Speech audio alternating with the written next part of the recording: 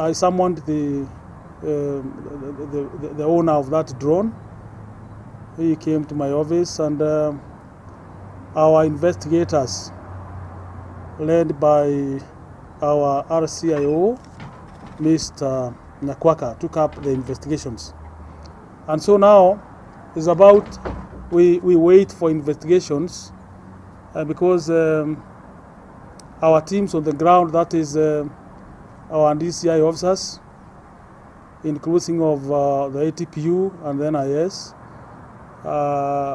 going to look at the memory cards inside that device to see whatever it has, whether it has information that can also help in further investigations.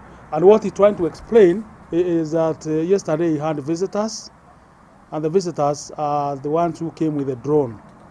And the visitors themselves wanted to take pictures of his new house as a present to him. That is the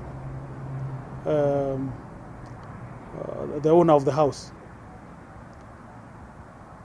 That is what they were trying to explain. But in this process, everybody is going to give out statements so that we can ascertain whatever was happening.